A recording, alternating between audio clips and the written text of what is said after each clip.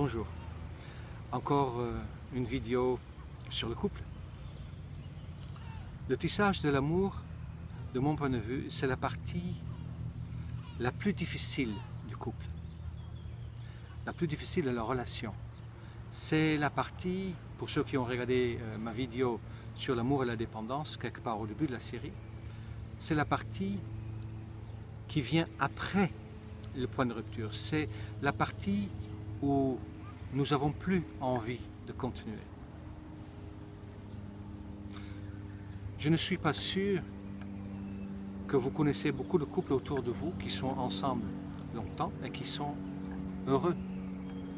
Moi personnellement, j'en connais pas. Je connais seulement, et ça c'est bien sûr ma perception très personnelle, je connais uniquement de couples, ou j'ai connu de couples qui sont restés très longtemps ensemble, pour qui l'interdépendance était tellement grande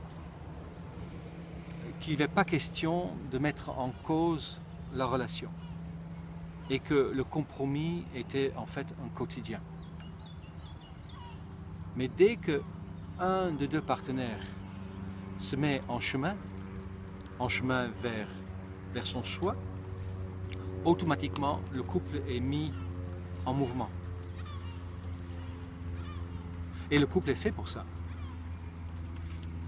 Nous avons ce vieux rêve dans lequel effectivement nous tombons amoureux, nous créons un foyer, des enfants, un chien, une maison, et que ensuite nous vivons heureux le reste de nos jours. D'une certaine manière, j'y crois, mais pas de la même manière.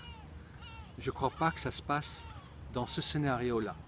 Je pense que le scénario pour aller vers le bonheur, c'est au fur et à mesure que nous arrivons effectivement à nous libérer de nos peurs. La peur liée à la dualité, l'absence de peur ou l'amour lié à l'unité. Tout seul, on peut faire une partie de ce chemin, bien évidemment. Mais nous sommes faits, à mon avis, en tant qu'être humain dualiste, pour être complémentaires avec un partenaire de l'autre sexe. C'est pour ça que ça se fait comme ça, à mon avis, dans le jeu de la vie. Et je pense que dans le jeu de la vie, il y a une phase dans laquelle, effectivement, mon individualité est très importante, dans laquelle, à la limite, c'est la première partie de ma vie, normalement, où j'apprends qui je suis, où je vis mon individualité et que je m'affirme en tant qu'adulte. La seule chose qui est, c'est que ce processus qui devrait se faire de 0, je dirais, à 25 ans, ne se fait pas vraiment à la même vitesse que l'avancement de l'âge. C'est-à-dire que nous avançons en l'âge, mais nous n'avançons pas en maturité, comme si la maturité vient beaucoup plus lentement et est seulement stimulée à partir du moment que nous commençons à souffrir et que quelque chose ne va pas. Même si les phases sont bien reconnues comme l'état de bébé, d'enfance, d'adolescence. Mais je me rappelle bien que moi-même, mon adolescence réelle, on pourrait dire spirituelle, mon adolescence dans laquelle effectivement je commençais à me rendre compte que j'avais cette individualité, cette personnalité à moi, c'était autour de mes 30 ans. Et 35 ans, je pense, quand je suis allé en Israël, je me rappelle très bien, mais je ne me rappelle plus exactement quand c'était. C'était en 91, ça je me souviens. Donc il y a 25 ans, quelque chose, 24 ans. Alors, nous avançons, évidemment, l'âge, mais nous n'arrivons pas nécessairement à maturité comme nous le pensons. Et nous grandissons avec nos peurs, avec nos blessures et avec ce besoin de combler ce vide et le désir inconscient du coup de fusionner avec tout ce qui est autour de nous, que ce soit avec la nourriture, que ce soit avec les drogues, avec l'alcool, avec la cigarette. Et la plus belle partie de ça, c'est de fusionner avec un partenaire. Mais chaque chose, de mon point de vue, c'est une manière de compenser ce vide. Et bien sûr, c'est le plus fort avec quelqu'un qui est comme nous, donc une personne de l'autre sexe. Et donc avec tous ces espoirs de remplir ce vide, nous rencontrons quelqu'un que nous pensons au départ parfait et qui pense peut-être de nous que nous sommes parfaits, en tout cas, ma façon de voir. Et nous oublions qu'en fait, on rencontre une personne pleine dans sa peur, avec des névroses énormes, des problèmes du passé et des blessures par-dessus, ou qui renforcent la névrose, avec une vision, un système de croyance, avec des manies, tout ce qui va avec, quoi. Et au début, tout va bien. Tant que nous sommes dans le tombé amoureux, tout va bien. Tant que le projet de fusionner est encore vivant, tout va bien. Mais de toute façon, comme pour moi, ce n'est pas de l'amour, ça va disparaître. Et c'est fait pour disparaître. À partir du moment que ça a disparu, peut-être le fait d'avoir des enfants nous maintient ensemble, ou le fait d'avoir un projet ensemble nous maintient ensemble, ou peut-être, avec quelques-uns parmi nous, la conscience nous fait rester ensemble et de continuer. Je suis plutôt, j'ose dire, de ce trempe-là. C'est-à-dire pour moi, si je suis en couple, c'est pour aller jusqu'au bout. Si mon partenaire choisit d'arrêter, ça lui appartient. Mais pour moi, j'ai une partie d'apprentissage seul et j'ai une partie de l'apprentissage, donc la côté d'individualité. Et ensuite, comme je commençais à dire tout à l'heure, je n'ai pas fini, et ensuite ça se transforme en je dirais, l'intégration de la dualité à partir d'un partenaire. Et je pense qu'à partir du moment qu'on a mis dans la phase de tomber amoureux tout son espoir dans l'autre, mais imaginez-vous tous les peurs qui vont avec et qui vont se libérer avec l'autre. Tous les peurs et les blessures. Et quoi qu'on fasse, qu'on essaie de remonter la pente, ce n'est pas fait pour. La seule chose qu'on a, le seul choix, à mon avis, que nous avons, c'est quelque part de choisir plusieurs partenaires pour diluer le problème, je dirais. Donc, ce qu'on appelle polyamour et que j'appelle la polydépendance, pour éviter qu'on soit blessé avec le départ d'une personne. Comme ça, s'il y en a plusieurs, je ne souffre pas. Une deuxième, c'est de tromper, donc effectivement d'avoir des relations fortes en même temps, mais pas de même temps, mais vraiment, mais sans être honnête. Dans un polyamour, en polydépendance, c'est ouvert. Dans une histoire de trahison, ce n'est pas le cas. Et le troisième, c'est de quitter la personne. Et je comprends très très bien. J'ai accompagné hier quelqu'un et je voyais très bien qu'elle était mise à bout.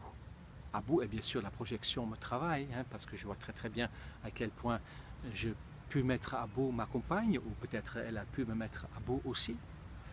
Et j'ai bien vu de l'extérieur, parce que dans mon propre couple c'est une chose, mais quand j'accompagne d'autres personnes, je vois très très bien, très clairement, là où la personne coince. Et je comprends aussi très très bien que la personne pense qu'à une seule chose, mais que ça cesse, que la douleur s'arrête. Je ne sais même plus en fait ce que je sens pour mon partenaire. Et l'autre fois c'était pareil, quelqu'un m'a dit mais je sens quelque chose, mais je ne sais pas ce que c'est. Comme je dis encore, c'est que parfois ce sont les enfants qui le maintiennent ensemble, ou parfois des propriétés communes, ou un projet commun. Moi je dirais, vous avez le choix. Soit vous faites un de ces trois choses, ou vous partez, et dans ce cas-là, par simple loi d'attraction, vous allez attirer de toute façon le partenaire qui correspond avec l'endroit où vous en êtes. Et si effectivement vous êtes resté en résistance avec votre partenaire, mais dans ce cas-là, cette résistance, vous allez le retrouver avec le suivant. C'est simple comme bonjour.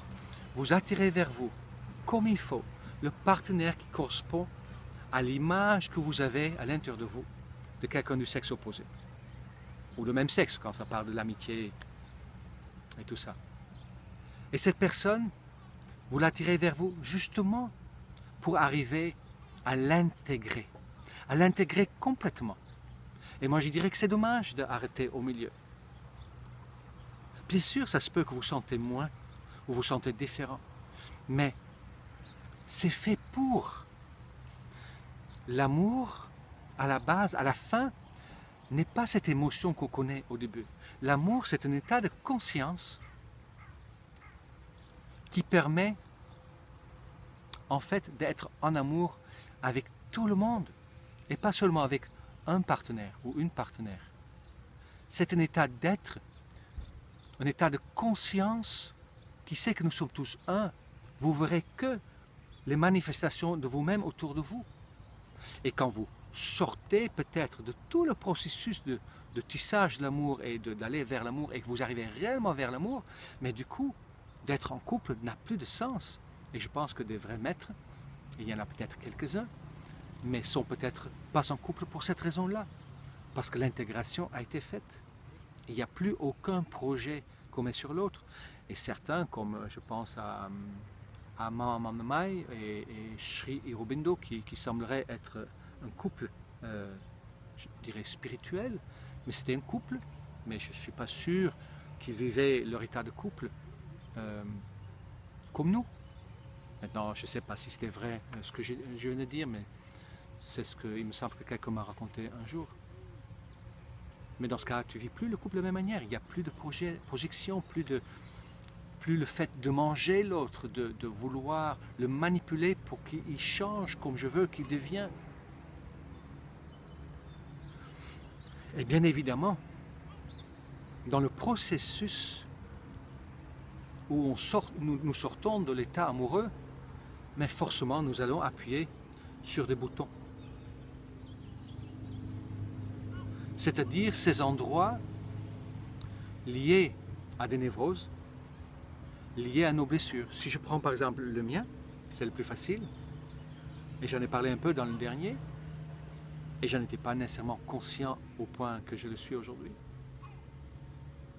Ma névrose serait, et ce qui est en même temps mon scénario répétitif, c'est que pour être le tout de quelqu'un, d'être ce sauveteur total, il faut que la personne en face de moi soit dans une situation vraiment très difficile.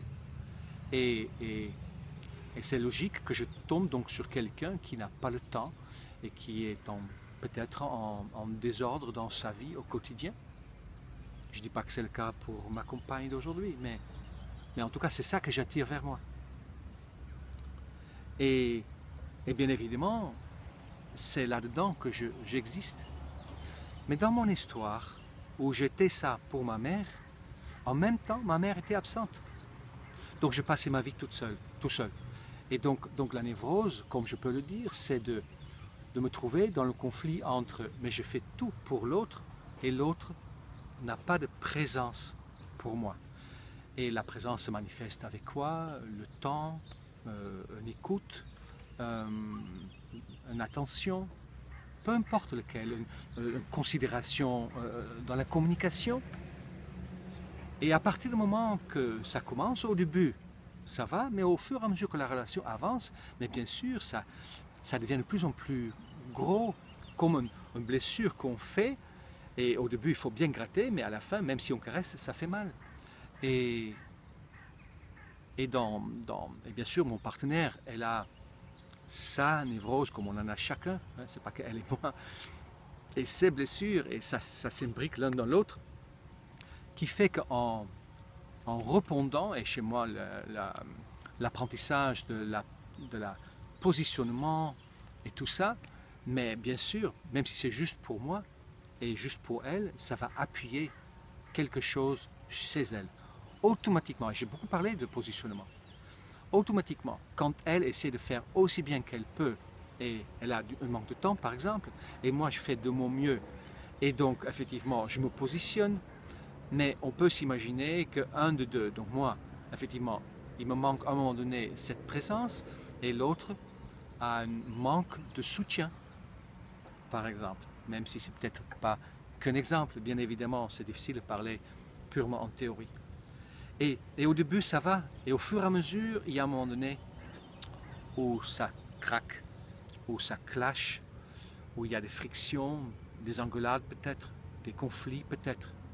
Et c'est là où c'est intéressant, parce que c'est là où le tissage commence. À partir de ce moment-là, tu as le choix. Soit se séparer, soit se réparer. Et j'aime bien la notion d'avoir envie d'avoir envie.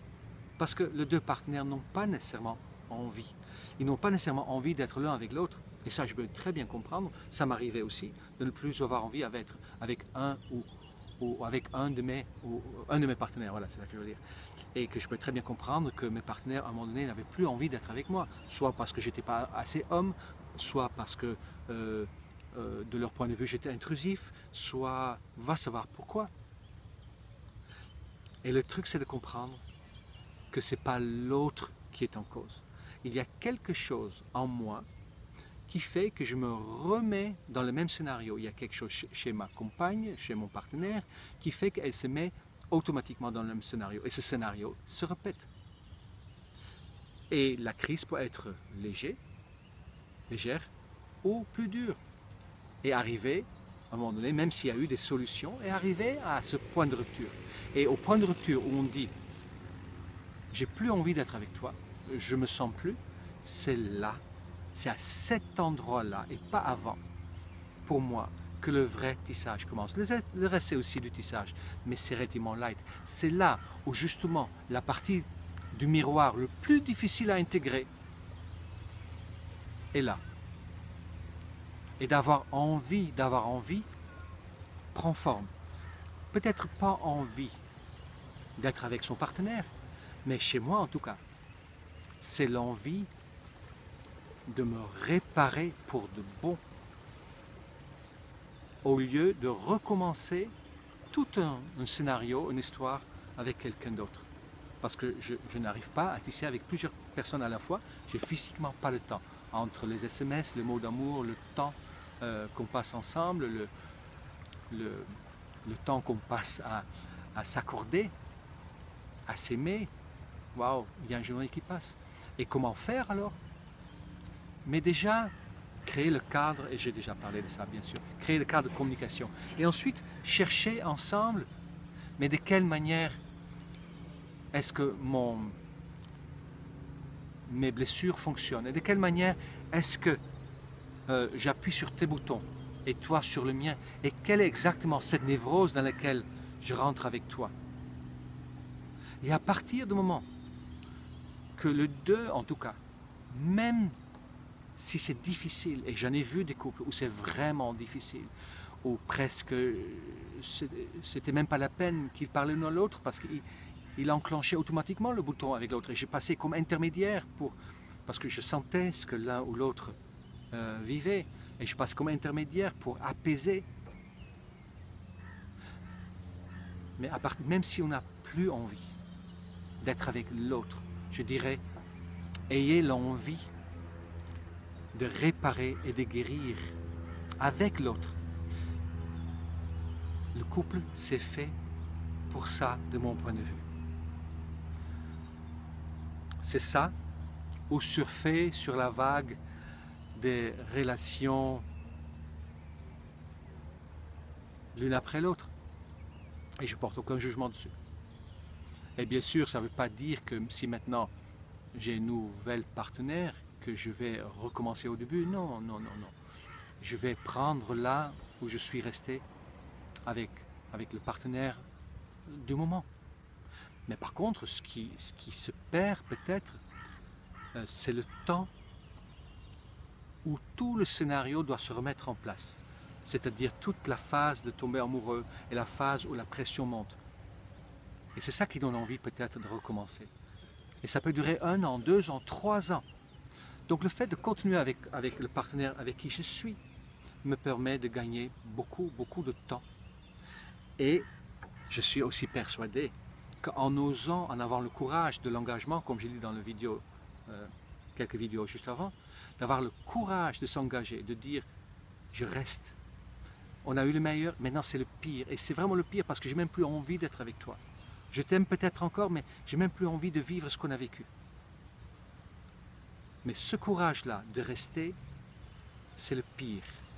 Et je suis persuadé qu'en entrant dans le vrai tissage, dans l'intégration dans l'autre, dans l'intelligence spirituelle du sens du couple, à un moment donné, le traumatisme cesse et s'allège et prenne place pour le chemin vers l'extase, pour moi, du couple. C'est-à-dire cet endroit où la douleur devient moins et moins et de moins en moins et que la complicité grandit et la compréhension aussi et la conscience aussi et les sentiments reviennent. J'ai vécu plusieurs fois déjà que mes sentiments étaient vraiment partis et que en parlant ou en revivant ou en retouchant ou en revoulant, ça revient jusqu'à à nouveau retomber amoureux, si on peut dire comme ça. Voilà, c'est ça que je voulais dire. Apprendre de ne plus appuyer sur le bouton. Et comment ne plus appuyer sur le bouton? Peut-être une autre vidéo s'impose. À très bientôt. Au revoir.